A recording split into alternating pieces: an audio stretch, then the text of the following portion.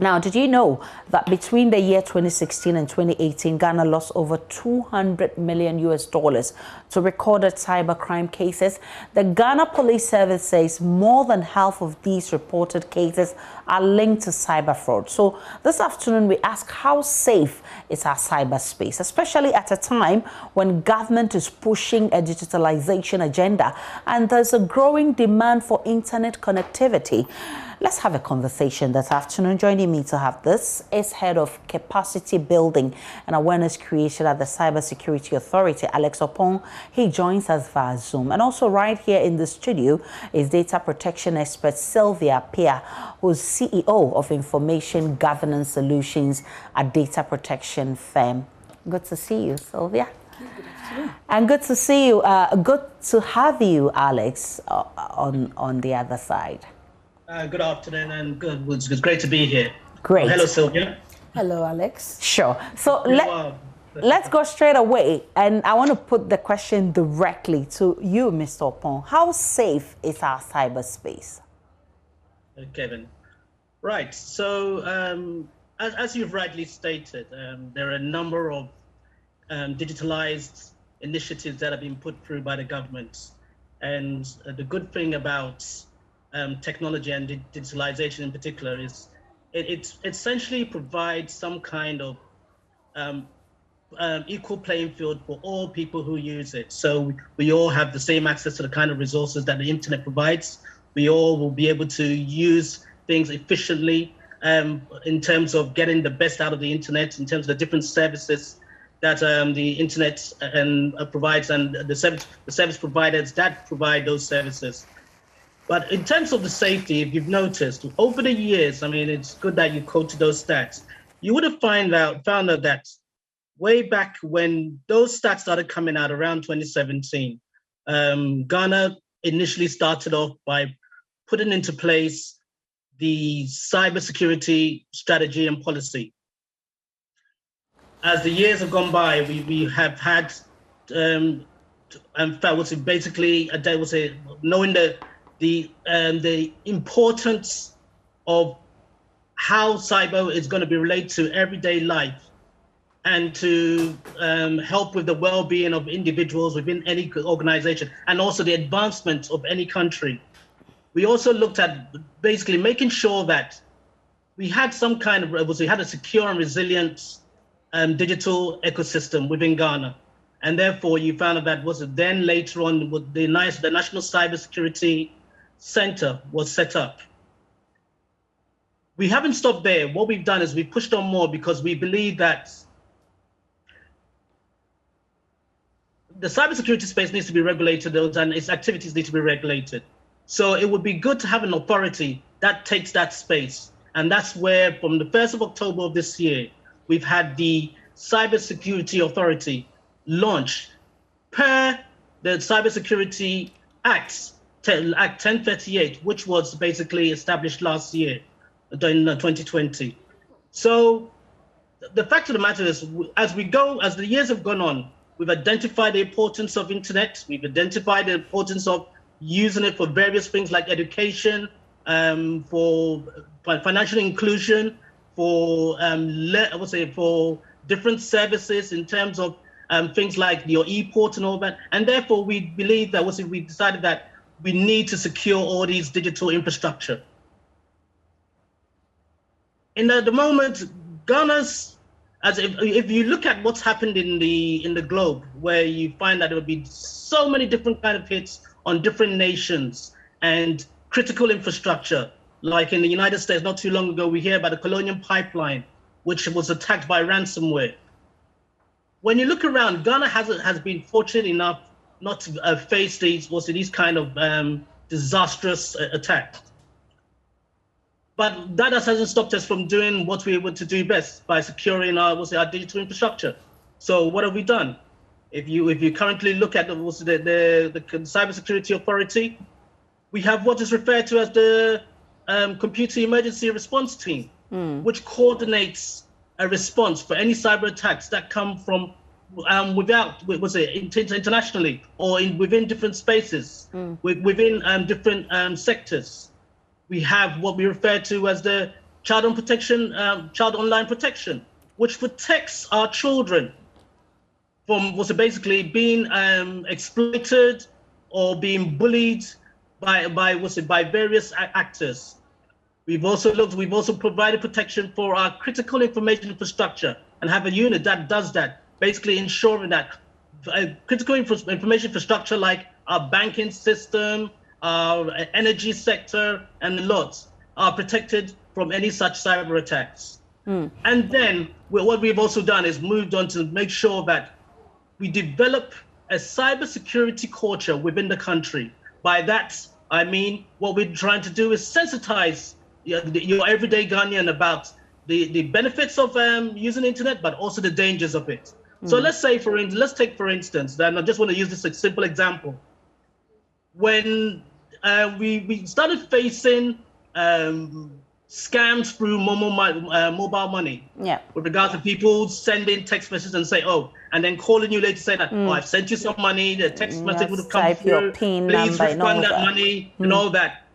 The telcos, the police force, and other enforcement actors made sure that the public was sensitized in such a way that today, I doubt very much whether it's the same scam could beat anyone in Ghana, because people are now wise to it. And that's the same thing we want to be able to play within cybersecurity, to make people wise up to the different threats of cybersecurity and ensure that when they are attacked in one way or another, they would basically be able to basically know exactly that it's a scam and know how to secure themselves against it. It is true, Alex, that, I mean, today it's not easy to get somebody to actually heed to some of these scams, but that also does not erase the fact that a lot more people are online these days. They are very active online, and the question is, who are the people behind? The good thing about it is that you get to send messages, you get to do deals very easily and quicker if you compare to human beings involved going up and down. But the bad thing is that when something goes negative, you do not know who to hold responsible at what particular time. So as individuals, how do we protect our data? Thank you very much, Aisha. I sit here with the hat of a data protection, and it's very interesting to listen to Alex talk about the strategies and the measures that as a nation we are putting together. The Data Protection Act is equally an act that has been put together not just to ensure organizations protect our data, but indeed to use it for the purposes. I think this is something that is missing when we talk about how safe or how secure our data. We tend to think about the technology side. Before cybersecurity evolved, we had physical security, we had people doing armed robbers, we had petty thefts, and that needed still to be protected. Now, data protection comes in when we hold to account organizations that have our data. So the telecoms, the banks, the churches, the institutions, the member associations, the radio stations, the TV stations, any organization that have our data that we are worried about. Now, it's right in the middle, because data protection have some basic principles that protect or ensure or go a long way into protecting our data. And security is one. It's an intersection between security and data protection. And data protection is wider than cybersecurity. So what I would say is that for data protection, or for individuals or citizens worried about how secure is my data, you need to think about why or how your data is out there in the first place. If you've given it for specific purposes, are they used for those intended purposes before we even think about it? But how do you know? One of the first things you have to know as a citizen, there are rights under the Data Protection Act. For example, you need to be informed about why your information is being collected before you even think about security. What is going to be used for? How long is going to be kept for? And after that, what are they going to do with the data? And organizations have an obligation. This is enshrined in our Data Protection Act. I always carry one with me because it's important. Data Protection Act 843. Act 843. And these are all enshrined, and it demands that organizations, before they even take your data to make it secure, follow these sets of principles or guidelines. Okay. But for citizens, we need to protect our data. One need to understand why you are giving that information. Is it required? Is it necessary? You really need to give that. Ask questions. Okay. That is how we can secure our information.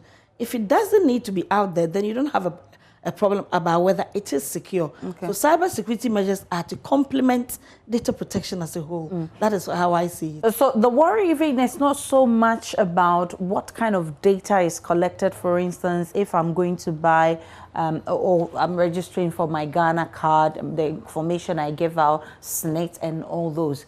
Now let's talk about social media. Okay. So with social media, there's Facebook, Instagram, Twitter, all the other, LinkedIn. Now you go there and these online sites ask you to fill in your data before you're allowed to do anything. So I put in my data. You ask me, sometimes they want to have access to your contacts, have access to these A, B, C, D. I give it to them. At what point do I know that my information is being compromised? Okay. At the beginning, I talked about some requirements and obligations in the Data Protection Act. And this is not just Ghana Act, because Google's and Microsoft and you name it, they are not Ghanaian companies, although they may operate here. So there are global data protection laws that oversee and regulate them. Now, when we go to these social media sites, before you put your information, remember I said one of the rights is to be informed. They have a duty to tell you. To tell you what you're going to do with the information. Okay. And give you a choice, whether you want to proceed. I know a lot of us, when we registered with Facebook years back, we didn't even know our data will be shared. And they don't even give you the opportunity to ask, what are you using this information for? Actually, they give you the information, but we as citizens need to play our part. Okay. There's something called a privacy policy or a notice. Definitely. And we don't take time to read because it tends to be lengthy, it tends to be full of jargon, but this is why the data protection law is there. Okay. To make sure these providers make it clear, concise, and less full of jargon so we can understand. So if we give our data and you want to be sure and ask whether it is secure, you have the right to just go to any provider and say, can you assure me as to how you protect my data? And that is a big right we as citizens or users of these platforms have that we don't use. Oh, wow. So this is the bit that brings about what the state itself has to do to deal with this. And that's where I'm bringing in Alex. Alex, have we allocated enough resources to deal with this problem? I mean, what significantly have we done? So I'm glad that Sylvia talked about the Data Protection Act. And if you look at the Ghana's journey, was basically when it comes to general, it was securing the information that we hold. We had the Electronic Transactions Act, which was basically enacted in 2008. And you say if you take a look at that act, you could see that we already had started considering some of the issues related to the cybercrime and was basically cyber-related matters. So that act is very much cybercrime orientated. The Data Protection Act also looks at it from the data perspective, and I won't go too much on about it because Sylvia has already covered very comprehensively a lot about the act. The Cybersecurity Act is cybersecurity orientated, and what it does basically is it regulates the activities of the cyberspace. Okay. So, for instance, we talk about our critical information infrastructure, and in that space we have sectors like the health sector, the energy sector, the financial sector, and all that. Yeah. And what this act provides, and what Ghana was basically the nation's providers look, these sectors have an obligation to do certain things to ensure that Ghana's cyber infrastructure is secure. So these measures are make sure that certain obligations are put across to the people who are holding on to certain information that we consider very important to the individuals as well as the nation per se.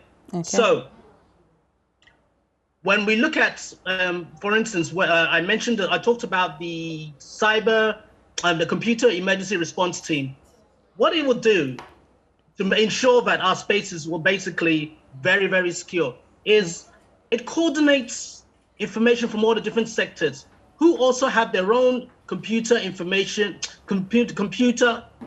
response teams.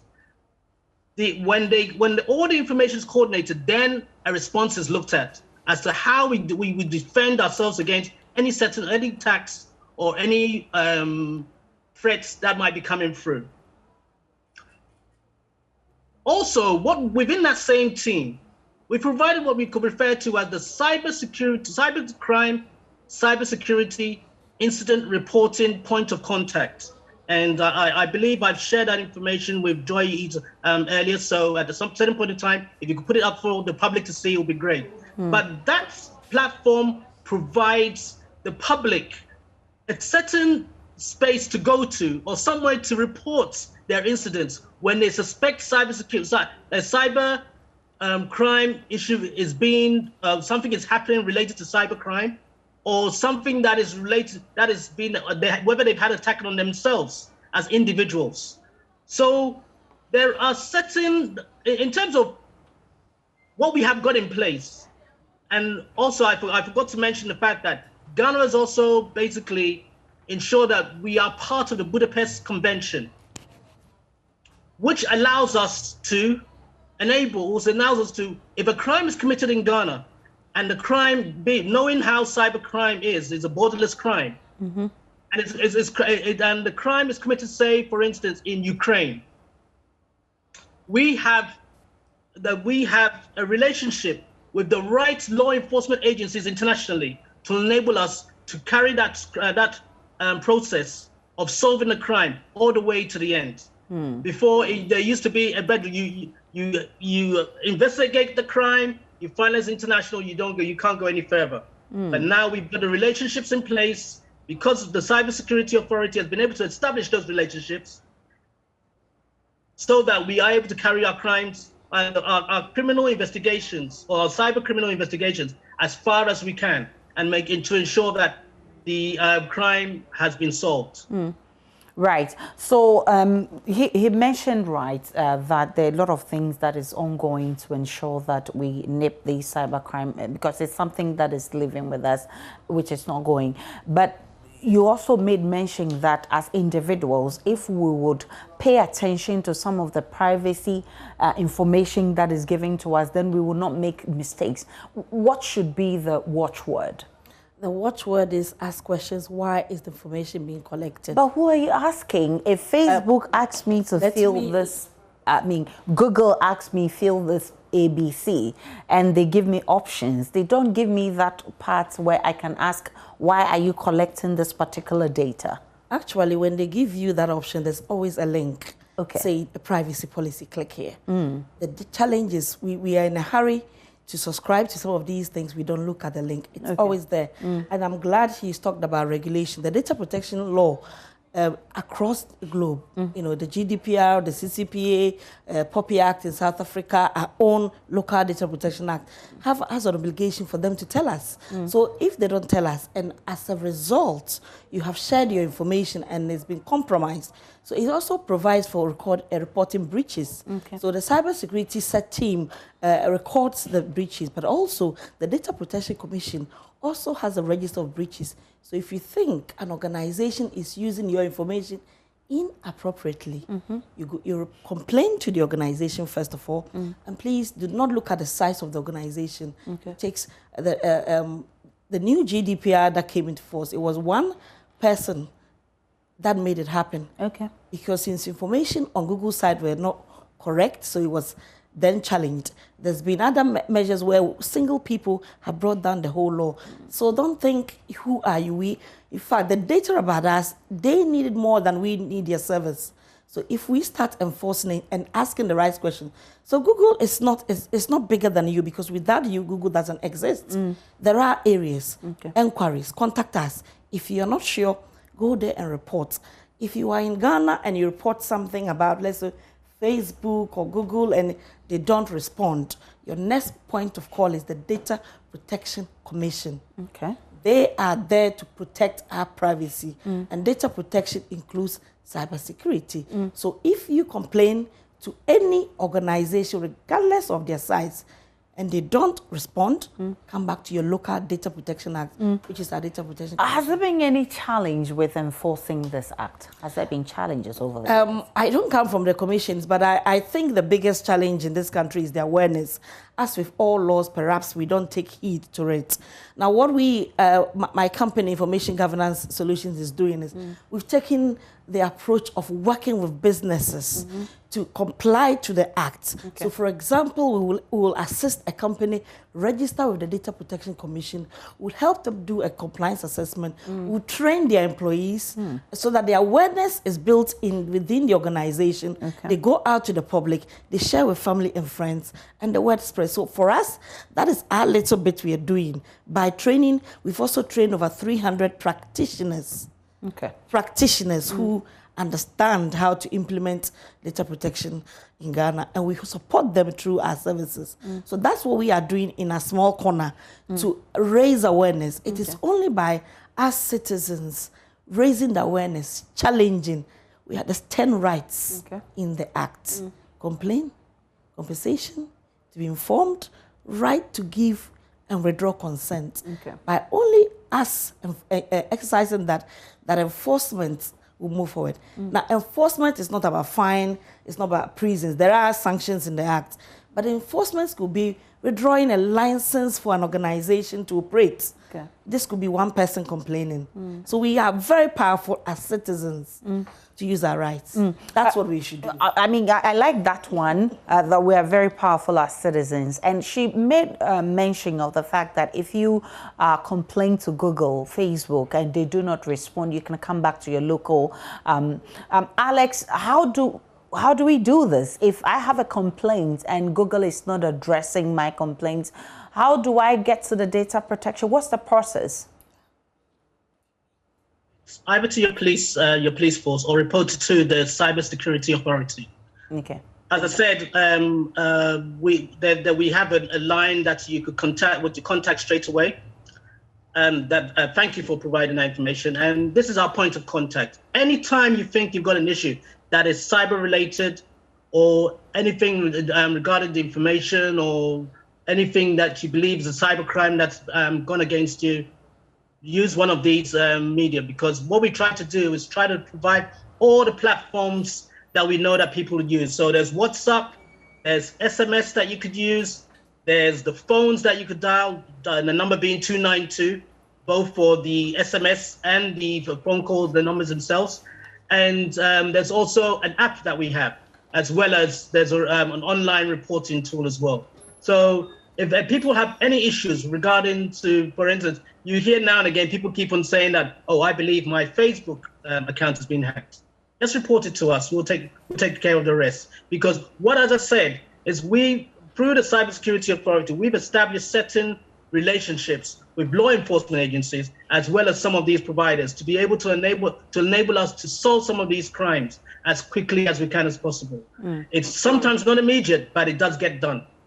Sylvia, you wanted to add to what to do when you have such problems? If you have a data protection related inquiry, your first point of call is always the organization, but you go to the Data Protection Commission. It's a shame I haven't put aside, but if you Google Data Protection Commission Ghana, they have a phone number, you can reach out to them or through us. So that is where you go if your information is being used appropriately. It doesn't have to be a cyber crime only. Somebody's sending you too many text messages, unsolicited messages. You're getting marketing material which you believe you haven't subscribed for, or you are getting people ring you for services you haven't asked for. These are some of the things. or you no longer trade with a particular organization, and yet they are contacting you, your complaint or your center point after the main organization, it's the Data Protection Commission. You can send them a text message, you can email, you can call, and they will deal with it.